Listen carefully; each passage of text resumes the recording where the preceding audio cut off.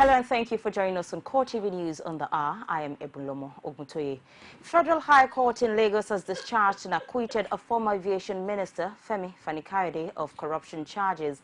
Former Minister of Aviation, Femi Fani-Kayode, has been discharged and acquitted by a Federal High Court sitting in Lagos on the two-count charge of money laundering preferred against him by the Economic and Financial Crimes Commission, EFCC.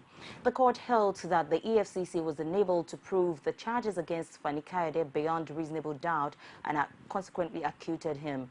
In her judgment, the judge, Rita Ofili Ajumogobia, said the prosecution's case was feeble and failed to provide copious evidence linking Fani-Kayode to money laundering. Details of the report shortly.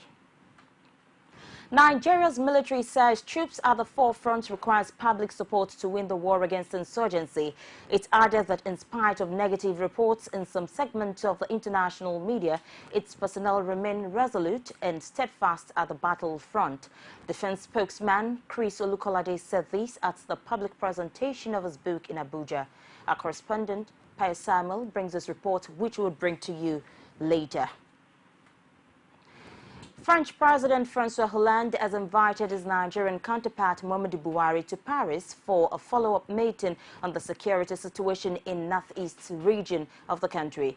The French ambassador to Nigeria, Denis Gava, disclosed this on the sidelines of a courtesy call on Senate President Bukola Saraki in Abuja. He maintains that France has shown enough commitment to ensuring the success of the war against insurgency by encouraging its former colonies in West Africa to cooperate with Nigeria. This meeting, this summit organized in Paris in May last year, the objective of it was to bring together the leaders of Nigeria and of the surrounding countries to promote a better cooperation and collaboration among them in the fight against Boko Haram. And I must say, well, since then, this cooperation precisely developed quite positively. President Hollande met President Buhari in Germany in the framework of the G7 recently. They discussed about that, and they convened to develop the cooperation in terms, bilateral cooperation in terms of intelligence, of military cooperation also. So, well, we hope that it will continue that way and that finally this terrorist threat can be eliminated. The Senate, under the leadership of Senate President Bukola Saraki, insists that recent events in the National Assembly would not affect relations with the executive. It also says it is keen on supporting the anti-corruption agenda of the Buhari administration. This was the thrust of the message Senator Saraki delivered when he received the French ambassador to Nigeria, Denis Gava, at the National Complex. The French ambassador did not mince words on the reason behind his visit to the National Assembly. He made it clear that France was concerned about the leadership tussle in the legislature and the possibility of having an adverse effect on governance. I would be this morning, of course, interested in having your views on, Mr. President, on the present political situation in Nigeria. Well, we all noticed that there were some difficulties during the last weeks. It was not easy to put it in place, but well, this is democracy. But I would be interested in having your views on that and on how you see the future of the work of the Senate. Also, what are your priorities here in the Senate? How you see the future collaboration between the executive and the Parliament.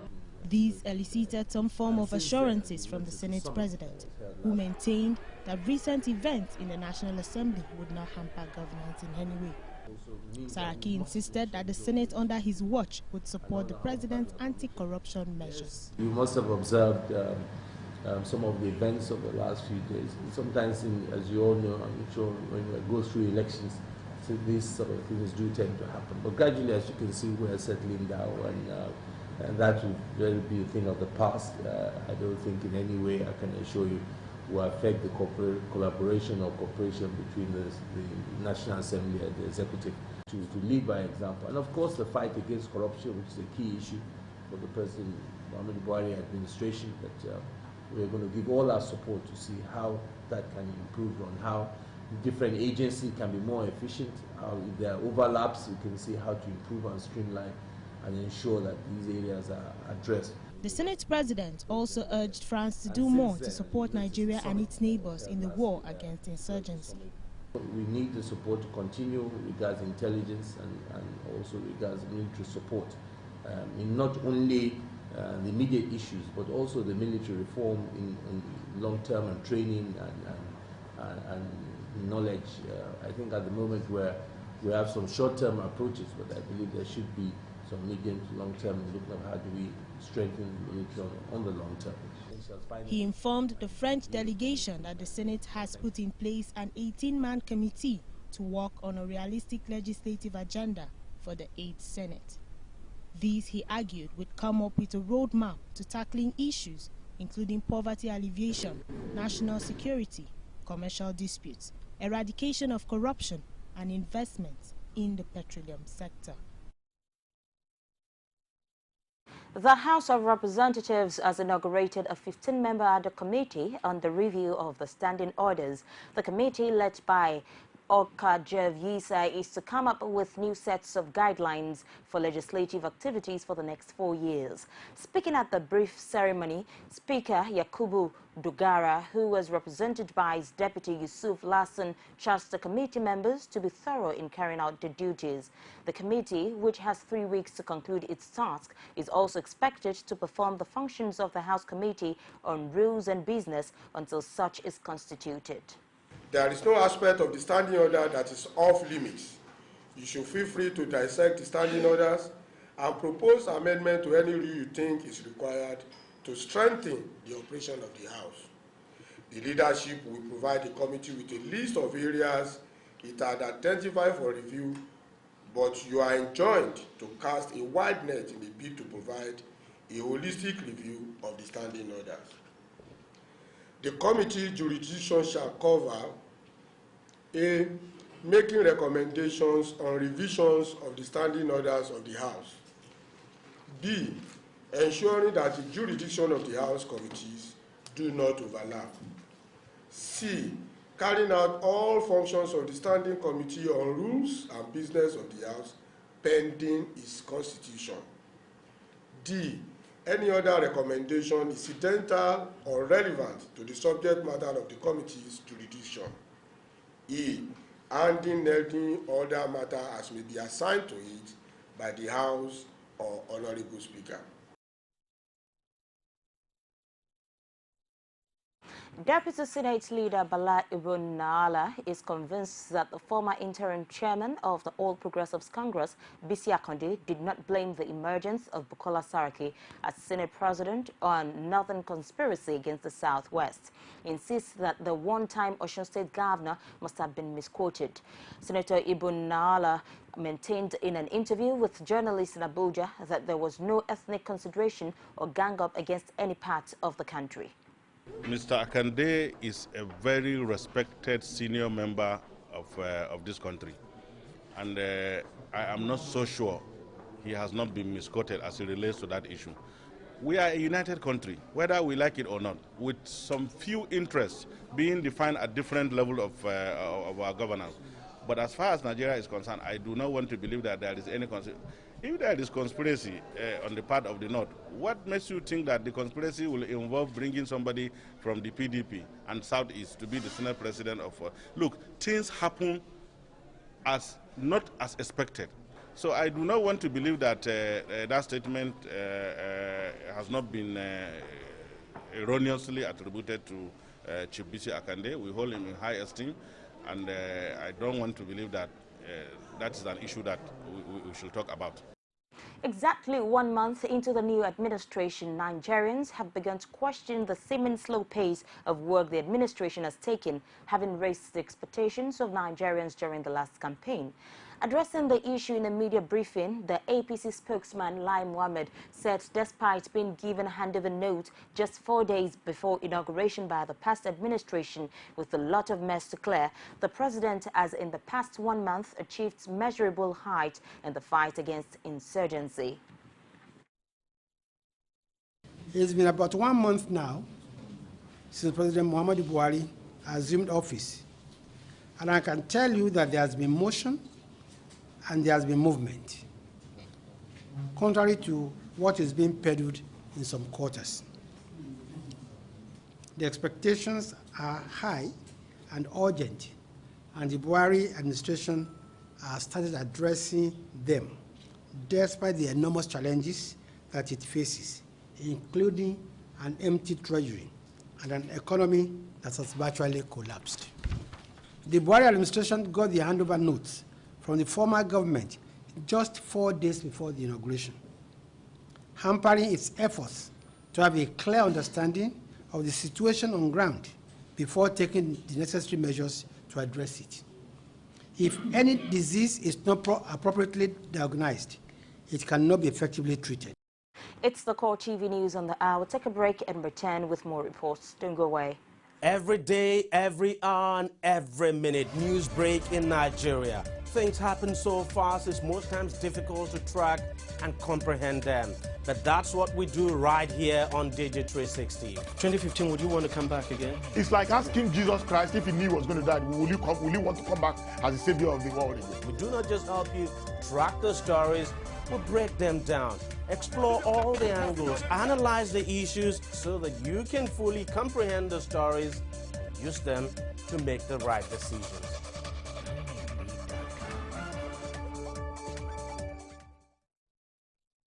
Many thanks for being there with us, and for more news and other information, you can visit our social media platforms on Facebook, facebook.com/CoreTV News, our Twitter handle at CoreTV News NG. On YouTube, youtube.com/CoreTV, leave a space, then news. The Cross River State Governor Ben Ayade says he did not inherit an empty treasury from the past administration in the state, as was being speculated in some quarters. Ayade said this in Calabar while briefing stakeholders, including the media, on his developmental agenda for the state. He said, and I quote, "I did not inherit empty treasury, but I inherited a great potential from my predecessor," end of quote. The governor said as part of efforts to tap the abundant resources in the state, his administration was exploring the option of setting up a mining corporation for the state. The state is stated that through the mining corporation, the state would take advantage of the vast mineral resources in the state and establish its own cement factory and quarry company. The River State House of Assembly has approved a request by the state's governor, Nyesom Wike, seeking the House approval for the taking of 20 billion naira loan from Access Bank PLC.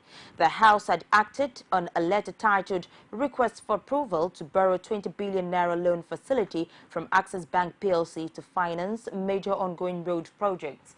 Wike had sent the letter to the House through the Speaker, Ikuyi Owaji Ibani, saying the loan facility is intended to complete some uncompleted road projects embarked upon by the previous administration, and also for some new road projects to be executed by his administration. Meanwhile, the governor had earlier sought an approval from the House for a 10 billion naira loan. The Senior Staff Association of Nigerian Universities, SANU, may embark on an indefinite strike from July 2015. This is as a result of allegations that the federal government wants the National Salaries, Incomes and Wages Commission to stop paying salaries of university staff, schools, teachers. SANU President Samson Ugoke, who gave the indication in Abuja, insists that government cannot opt out of the salary arrangement, which is a fallout of the 2009 federal government SANU agreement, without renegotiation. The union further describes the alleged plans as discriminatory when government is still funding Navy, Army, Air Force and police staff schools. The Central Bank of Nigeria has extended the bank registration verification BVN deadline to October 31st. This, according to the bank, is to accommodate customers who have thronged commercial banks nationwide in a last minute to beat the earlier June 30 deadline. CBN disclosed this in a statement signed by its Director of Banking and Payment System, Dipo Fatukun. The Apex Bank expects the extension to facilitate a smooth completion of the registration exercise. It's also noted that the new date would give Nigerian bank customers in diaspora enough opportunities to sign on to the program. The bank added that guideline for the enrollment of the diaspora account holders would be released soon. Earlier on Tuesday in Ado-Ekiti, bank customers were in a last-minute rush to obtain their bank verification number in line with the June 30 deadline given by the Central Bank of Nigeria. In Ado-Ekiti, aggrieved customers who besieged the Deposit Monetary Bank gave various reasons for their late registration, thereby calling for an extension in the exercise. Our correspondent, Rashid, completes the story. The serene environment which banks are known for is betrayed with these sites, no thanks to the last-minute rush for the registration of the bank verification number. Banks in Ado-Ekiti became markets of sorts as customers rushed to beat the June 30th deadline. Various reasons were adduced for lateness in the registration. Timing has been very, very difficult. You know, the policy has not really been settled. No permission in the office sometimes, and you find out before you get to the bank, it's closed. We didn't know that it is compulsory. They did tell us that it is compulsory. First bank so àtìgbà tán ti loot ẹ̀ tán ti rob ẹ̀ so ó difficult fún wa láti gba owó tá bá wá sí Ado. As some still struggle to beat the deadline and get the registration done, some have, however, succumbed to fate, asking for an extension in the registration period. I don't know how they can complete this exercise today, but I believe the exercise, if it can be extended by the central bank, then it will favor majority of the customers. If we go to the rural areas, I want you to postpone it because many of us here now, we came here yesterday and again today, and the thing is not done. So the extension, I mean, over a year is okay, but you still need an extension at least because things have not really been together. Nigerians have been accused generally of taking institutional directives with levity. It's, however, no doubt that the extension in the registration may erase the fear of being denied financial inclusion. Rashid, CoreTV News, Ado-Ekiti. Osho State government says it has commenced the process of paying the salaries of civil servants in the state. It also announced a 50% cut in the salaries and allowances of political office holders. The government said in a statement issued from the governor's office that it is paying the balance of November and full December salary arrears owed. It added that efforts are on to ensure that the remaining months are cleared. On the 50% cut in salaries and allowances of all political office holders in the state, the government explains that it is one of the many steps being taken to boost the state's coffers. It also noted that efforts are on to boost the state's revenue by attracting local and foreign investments. Meanwhile, thousands of aggrieved local government employees stormed the Edo State Secretariat of the Nigerian Labour Congress to express their grievances over non-payment of their salaries. The state president of Nigeria Union of Local Government Employees, Norge, Young Ile Kena, who led the staff to Labour House in Benin and joined the NLC to take action against the oppressive tendencies of state government, whom he noted have been insensitive to their plight. The report.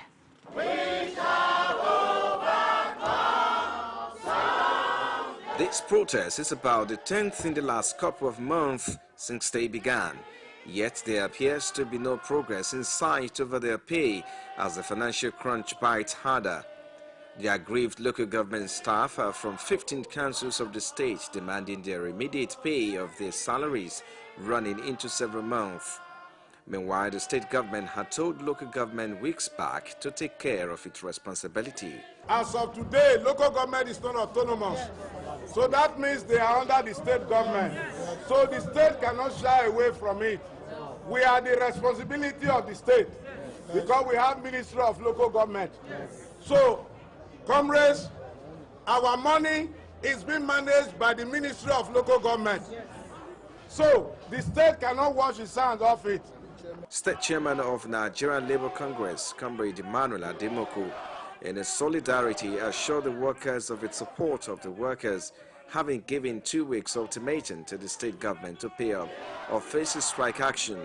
2 weeks ultimatum to Edo State government and to local government administrations in the state to pay your salaries ranging between 1 month to 8 months, now 9 months. Comrades, if we issue that letter ultimatum to government and to the local government administration. After words of assurance from the leadership of the state NLC, the protesting workers later dispersed as they expect the government to heed their call soon. The disruption of the Odoye Descendants Day celebration of the Odoye community in Ijeru local government area of Ekiti State has thrown the community and the whole Ijeru town into turmoil amid a palpable fear of the unknown. While the leaders of the Odoye community accused the paramount ruler of Ijeru Kingdom of disrupting their yearly family celebration, the king says the disruption, which led to loss of property, is because of the sinister motive of the organizers in seeking autonomy by pulling out of the Ijeru Confederation. This development has pitched the two factions against each other. Rashid, who visited the community, has more in this report. For first-time visitors like us, Odoye community and the whole of Ijeru town is one and with peace reigning. But on closer look, there is palpable tension and deep-seated animosity between the Odoye community and the paramount ruler of Ijeru, or Wajeru. The reason for this, though, is not far-fetched. The people of Odoye community say armed thugs under the instruction of the Owajeru over the weekend laid siege on Odoye community entrance, blocking easy passage and disrupting the yearly Ioye descendant celebration billed to hold at the weekend. Property worth millions were also destroyed in the assembly. For the Ijeru himself to import thugs, armed, OPC thugs, armed with the thugs he's using in the Ijeru to come and disrupt the peace of Odoye, the people of Odoye, and disrupt and prevented us doing our celebration, destroying all the rented equipment, most of the rented equipment, and destroying all our food is unacceptable. It is illegal, unlawful, barbaric. My canopies burnt, my drum, tables, and some chairs. So what message are you passing across to the country? I am positive the message that the government will come to help me. The Ajeru of Ijeru Kingdom, Oba Joseph Adewale, who admitted the disruption of the said celebration, says the leaders of Odoye community are seeking for autonomy in the guise of family celebration, despite the community being just a sub-quarters under Ijeru Kingdom. Their real aim is to take that sub-quarter out of this town and make it a separate community. And that is what they are gunning at. So, that they want to do family celebration is just a small screen. Because they didn't take permission from me, I made up my mind not to allow them to do it. Will I, a responsible, retired senior military officer, now saying I want to initiate autonomy? The answer is no. We know the law. With the hitherto peaceful communities now at each other's throat, the state government's intervention is needed in order to avert escalation of the already tensed situation. For the mere fact that we allow them to be moving just like that, another thing is still going to come. So we are begging government to come and react to this situation. With the Odoye community accusing the police and the Oba of Ijeru of connivance and complicity, the two sides still remain in the trenches, ready to do battle. Rashid, CoreTV News, Ijeru Ekiti. And now outside Nigeria, the death toll in the Tuesday crash of a military transport plane in Medan, Indonesia has risen to at least 86 as Zulkifli, the official, said 86 bodies had been recovered from the crash site. Air Marshal Agus Supriyatna, Indonesia's Air Force commander, said the C-130 Hercules initially took off from Jakarta's Halim Perdanakusuma Airport on Tuesday with 122 people aboard, 110 passengers and 12 crew members, but it is not certain how many people were on the plane when it crashed. Major General Fuad Basia, an Indonesian military spokesman, said the aircraft, built in the United States in the 1960s, had been inspected and cleared to fly before it took off from Suwondo Air Force Base in Medan. The crash site is about 5 kilometers from the airbase. And that's it on the news for this hour. Many thanks for watching. I am Obulomo Okutoyi.